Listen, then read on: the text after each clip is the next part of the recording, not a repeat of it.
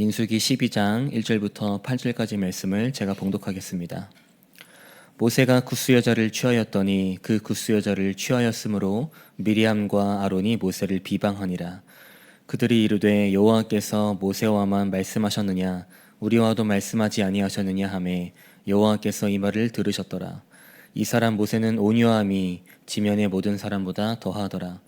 여호와께서 갑자기 모세와 아론과 미리암에게 이르시되 너희 세 사람은 회막으로 나아오라 하시니 그 세 사람이 나아가매 여호와께서 구름 기둥 가운데로부터 강림하사 장막문에 서시고 아론과 미리암을 부르시는지라. 그 두 사람이 나아가매 이르시되 내 말을 들으라. 너희 중에 선지자가 있으면 나 여호와가 환상으로 나를 그에게 알리기도 하고 꿈으로 그와 말하기도 하거니와 내 종 모세와는 그렇지 아니하니 그는 내 온 집에 충성함이라. 그와는 내가 대면하여 명백히 말하고 은밀한 말로 하지 아니하며 그는 또 여호와의 형상을 보거늘 너희가 어찌하여 내 종 모세의 비방하기를 두려워하지 아니하느냐. 아멘. 오늘도 이 새벽에 주님의 거룩한 성전으로 나오신 우리 성도님들 그리고 7시에 온라인으로 함께 하신 성도님들을 주님의 이름으로 환영하고 축복합니다. 사순절 절기를 거룩하고 겸손한 마음으로 잘 보내고 계신가요? 이제 다음 주 월요일부터 고난주간 특별 새벽기도회가 시작되는데 그 새벽에 주시는 하나님의 말씀을 통해 우리 삶 속에서 예수라는 존재는 과연 어떤 존재인지 그리고 또 우리 인생에서 과연 무엇을 붙잡고 살아가야 하는지를 다시 한번 더 깨달으며 나가는 귀한 시간이 되시기를 주님의 이름으로 축복합니다. 여러분들은 억울한 경험을 한 적이 있으신가요? 우리가 살면서 억울한 경험을 할 때가 있고 또 혹은 누군가에게 비난을 당할 때가 있습니다. 저는 아직도 생생히 기억이 나는데 초등학교 3학년 때였던 것 같습니다. 이제 억울한 경험은 아니고 억울할 뻔한 적이 있었는데요. 제가 수업 시간에 이제 딸꾹질을 했는데 멈춰지지가 않은 거예요.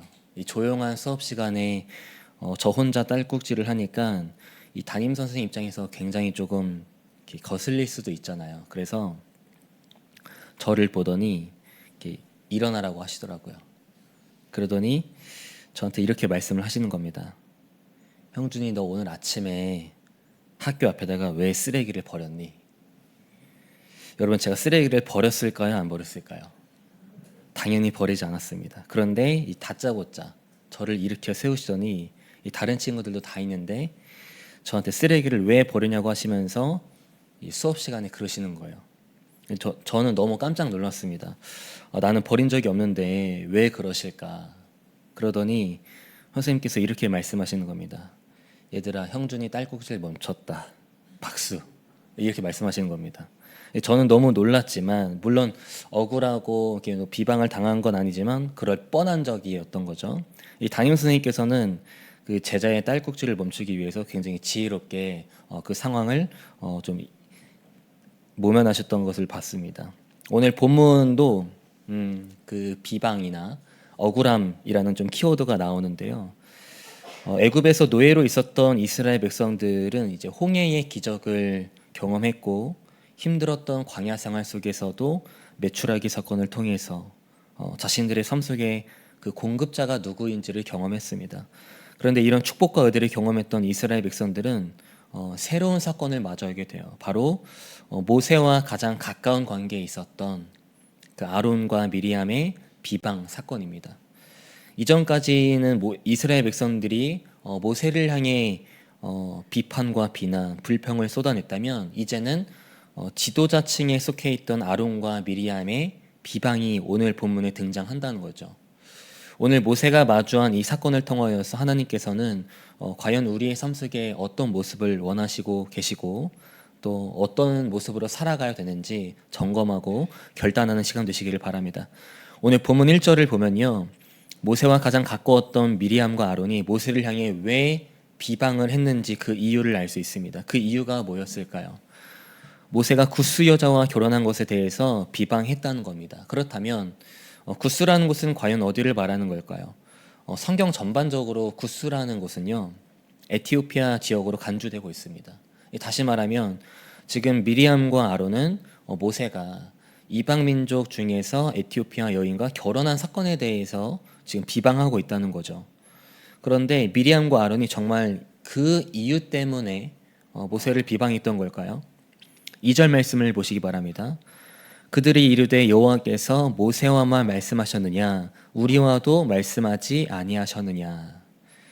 미리암과 아론이 모세를 비방한 진짜 이유는요, 그 이방 여인과 결혼한 사건에 대한 것이 아니었습니다. 표면적으로는 구스 여인과 결혼한 것에 대해 비방한 것처럼 보였지만 그것을 빌미로 삼아서 모세의 지도권에 지금 도전하고 있다라는 겁니다. 미리암과 아론은 하나님께서 모세에게만 말씀하시는 그 상황 자체, 그 자체가 너무 불만이었다라는 거죠. 자신들도 모세처럼 하나님의 음성을 듣기도 했고 같은 지도자로 있었는데 이 모세에게만 말씀하시니까 그 영향력을 이제 인정받고 싶었다라는 거예요. 그래서 우리가 주목해야 할 부분이 있습니다. 미리암과 아론이 이 모세를 향해 비방할 때 자신들의 불평과 비방을 과연 모세 앞에서 모세를 바라보면서 직접 했을까요? 만약 모세에게 자신들의 불평과 불만을 직접 쏟아냈다면 오늘 본문 1절은 그들이 모세를 보면서 모세에게 직접 비방하였다라고 나왔을 겁니다. 하지만 2절 말씀에서 미리암과 아론이 이제 너라고 하지 않고요, 모세라는 이름을 언급하면서 3인칭으로 사용한 것을 봤을 때 모세에게 직접 한 말이 아니라 이스라엘 백성들을 향해서 이 모세를 비방했다라는 거죠. 무슨 말이냐면 미리암과 아론은 모세의 지도권에 도전하는 그 반대 세력을 조금씩 형성하고 있었고, 이런 행동 자체가 이스라엘 백성들에게는 매우 좋지 않은 영향력으로 흘러갔다라는 겁니다. 그렇다면 미리암과 아론은 정말 모세를 향한 그 비방을 할 만한 자격이 있었던 걸까요?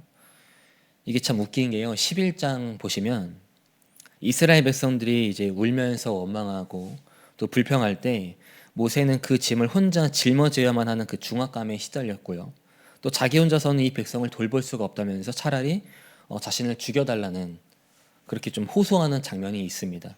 그래서 하나님이 모세를 도울 수 있는 장로 70명을 세워주시죠. 이 과정에서 미리암과 아론에 대한 언급이 한 번도 없다라는 거예요.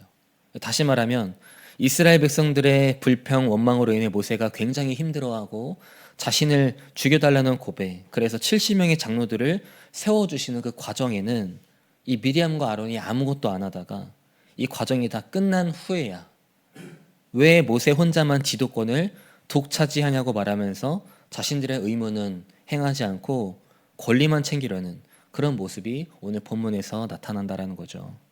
어떻게 보면 미리암과 아론도 지도자층에 있었기 때문에 모세를 향한 비방을 들었던 이스라엘 백성들도 굉장히 크게 흔들릴 수 있었던 상황이었습니다. 그래서 이 모세에게도요, 자신의 지도력에 큰 타격을 입을 수 있는 상황이었어요. 이게 한두 명이 아니라 200명이나 되는 이스라엘 백성들을 이끌기 위해서는 이 지도력이라는 것이 잘 발휘가 되어야 되는데 한번 타격을 입으면 리더의 자리가 굉장히 쉽지가 않잖아요.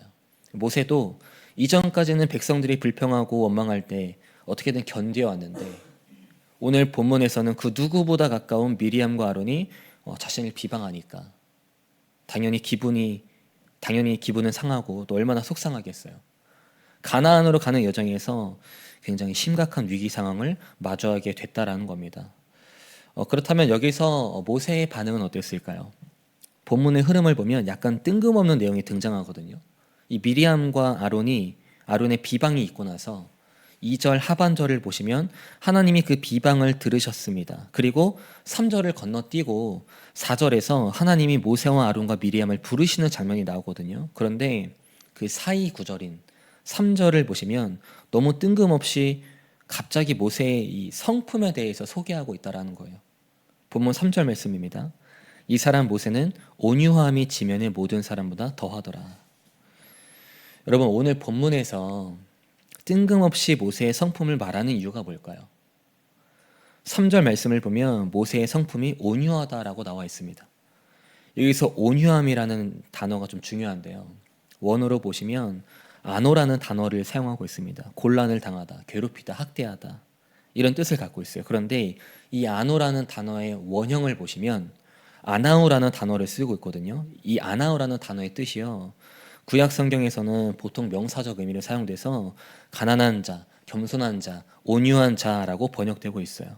무슨 말이냐면 구약 성경에서 아나우라는 단어는 보통 고난을 통해서 이루어진 영적 상태, 이 세상적인 행복보다는 오히려 고난의 삶을 지향하고 그 고난을 믿음으로 이겨낸 사람의 그 겸손을 나타내고 있다는 거예요. 그리고 이런 겸손한 자는 하나님을 절대적으로 의지하고 있다는 그런 것들을 보여주고 있다는 겁니다. 그리고 이런 겸손한 자는 이제 하나님을 절대적으로 의지해서 그 의지하는 삶을 살아가고 있다라는 모습을 보여주고 있다는 거죠. 사도행전 20장 19절에서 사도 바울이 이런 고백을 하는 장면이 있습니다. 그동안 나는 유대인들이 지어낸 모함으로 몹시 고통을 당했습니다. 그러나 나는 언제나 겸손히 때로는 눈물을 흘리며 주님을 섬겼습니다. 무슨 말일까요? 모세가 그동안 고난의 세월을 통해서 오로지 하나님 앞에서 철저히 낮아지고 순종해야만 하는 삶을 살아왔다는 것을 이 온유함이라는 단어를 통해서 지금 말해주고 있다는 거예요. 그래서 그 누구보다 가까웠던 미리암과 아론의 비방에도 모세의 반응이 어땠습니까? 모세는 자신을 향한 미리암과 아론의 비방에 대해 말도 안 되는 소리라면서 직접 해명했습니다 라고 나와 있나요? 그렇지 않다라는 거예요. 앞서 말씀드렸던 것처럼 모세는 애굽에서부터 지금까지 이스라엘 백성들을 이끌어오면서 정말 많은 고난의 상황들을 마주했습니다. 그 세월 속에서 모세는 하나님 앞에서 철저하게 낮아져야 하는구나, 하나님 말씀에 철저하게 순종해야 하는구나, 바로 이 부분을 깨달았다라는 거죠. 이런 깨달음이 있었기 때문에 지금까지 이스라엘 백성들이 자신을 향해 불평하고 원망해도, 그리고 오늘 본문에서 미리암과 아론이 자신을 향해 비방해도 그 상황 자체를요 하나님께 맡길 수 있었다라는 거예요. 만약 모세가 자신을 향한 비방을 듣고 굉장히 감정적으로 대항했다면 오늘 본문의 흐름이 어떻게 됐을까요?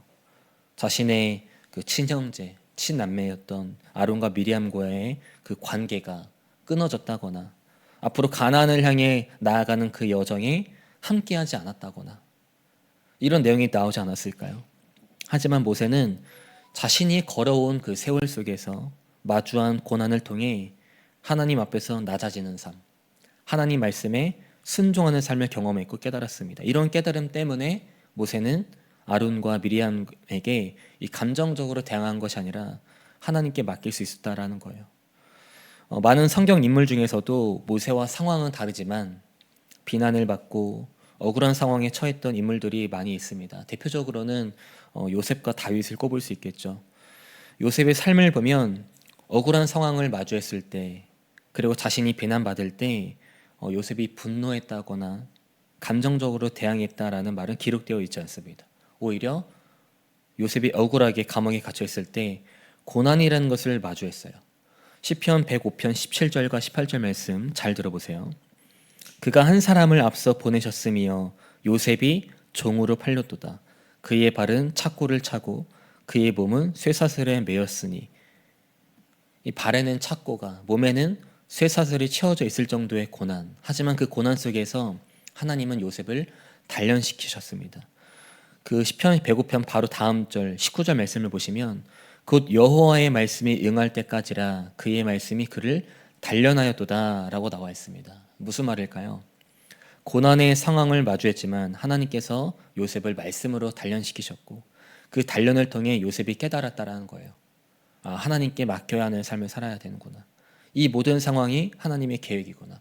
모든 상황을 감찰하시는 하나님을 의지했다라는 겁니다. 다윗도 마찬가지죠. 자신을 시기하고 질투하던 그 사울 왕으로부터 도망자 신세를 살았습니다. 맡겨진 일에 성실히 열심을 다해서 감당했을 뿐인데 억울하게 도망자 신세가 됐고 비난을 받게 되는 상황을 마주했어요. 하지만 다윗의 반응이 어땠습니까? 사울 왕을 죽일 수 있었지만 그러지 않았죠. 왜일까요? 자신이 마주한 그 고난 속에서 문제를 바라보는 것이 아니라 그 문제 속에 일하시는 하나님을 철저하게 의지했기 때문에, 바라봤기 때문에 가능했다라는 거예요. 여러분, 우리의 삶도 마찬가지라는 겁니다. 하나님을 믿고 있다고 해서 우리의 삶이 평탄하기만 할까요? 오늘 모세가 마주했던 것처럼 우리도 때로는 억울한 상황을 마주하기도 하고 누군가에게 비방을 당하는 그런 고난의 상황을 당연히 마주하게 됩니다. 여기서 중요한 점은 우리의 삶 속에서 억울하거나 비방을 당하는 그런 상황을 마주했을 때 참된 그리스도인으로서 과연 어떤 모습으로 나아가야 하냐는 것입니다. 여러분, 우리가 한 가지 확실해야 할 것이 있습니다. 우리가 마주하는 고난과 절망의 상황 속에서 하나님께서는 그 상황 속에서 우리를 붙잡아서 성장시켜 주신다는 것입니다. 때로는 우리의 감정이 앞서게 되고 세상의 방법을 찾을 때도 있지만 우리는 하나님께서 내 인생을 성장시켜 주신다는 사실을 우선적으로 확신할 수 있어야만 되는 거예요. 바라는 것은요, 그 확신 하나가 우리를 하나님 앞에서 철저히 낮아지게 하고 순종하는 삶을 살게끔 하는 그 온유함으로 인도할 것임을 믿으며 나아가는 저와 여러분이 되시기를 주님의 이름으로 축복합니다. 말씀을 정리하겠습니다. 마태복음 5장 5절 말씀에 이렇게 나와 있습니다. 온유한 자는 복이 있나니 그들이 땅을 기업으로 받을 것이며. 사랑하는 여러분, 우리의 삶 속에서 이런 온유함이 넘치기를 원합니다. 그리고 우리의 가정에도 또 자녀, 손자, 손녀들의 삶 속에도 이런 온유함이 흘러넘쳐서 우리가 어떤 상황을 마주하든지 간에 하나님만을 전적으로 의지하는 삶, 하나님 앞에서 철저하게 낮아지는 삶, 그래서 하나님이 주시는 그 기업을 받아 언제나 하나님 보시기에 기쁨이 넘쳐나는 저와 여러분이 되시기를 주님의 이름으로 간절히 축복합니다. 기도하겠습니다. 은혜가 많으신 하나님, 계속해서 사순절을 보내고 있습니다. 이 절기에 우리가 하나님의 자녀로서 때로는 억울하고 비방당하는 상황을 마주했을 때, 고난의 순간을 마주했을 때 과연 어떤 모습으로 나아가야 하는지 다시 한 번 더 점검하고 살펴봤습니다. 우리가 마주하는 상황 속에 하나님께서 자격 없는 나를 사랑하셔서 성장시켜 주고 계신다는 사실을 확신하며 나아갑니다. 이 확신을 통해 우리가 어떤 상황을 마주하든지 하나님 앞에서 철저하게 낮아지고 그 말씀에 순종하는 삶을 살아갈 수 있는 그런 온유함이 우리의 삶 속에 넘쳐날 수 있도록 인도하여 주시옵소서. 이 시간 우리 수표교회를 위해서 기도합니다. 이 땅에 우리 수표교회를 세워주시고 116년이라는 시간 동안 지켜주심에 감사합니다. 우리 교회가 이 지역과 사회 그리고 열방을 향해서 주님의 대위임령을 순종하여 선교적 교회로 쓰임받을 수 있도록 인도하여 주시고, 특별히 김진호 담임 목사님과도 함께 하셔서 많은 목회 사역을 감당하실 때마다 지치지 않도록 새 힘과 능력을 더하여 주시옵소서. 특별히 다음 주부터 고난주간 특별 새벽 기도를 시작합니다. 그 시간을 통해 나의 죄를 짊어지시고 피 흘리신 예수 그리스도를 기억하는 거룩한 시간 될 수 있도록 붙잡아 주시옵소서.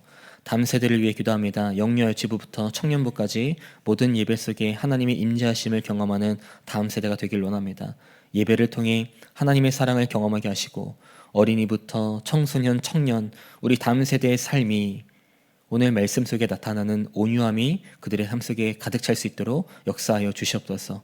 우리 교회, 안나선교회, 모세선교회 등 신앙에 선배되는 성도님들이 있습니다. 특별히 새벽, 아침, 저녁으로 일교차가 큰 날씨입니다. 이 환절기에 아프지 않도록 건강을 지켜주시고 하나님을 향해 감사의 고백이 넘쳐나는 우리 성도님들이 될 수 있도록 함께하여 주시옵소서. 또한 열심으로 땀 흘리며 헌신하는 청장년 선교회원들이 있습니다. 어디를 가든지 선한 영향력을 끼칠 수 있도록 붙잡아 주시고 하나님께 쓰임받는 귀한 일꾼 될 수 있도록 인도하여 주시옵소서.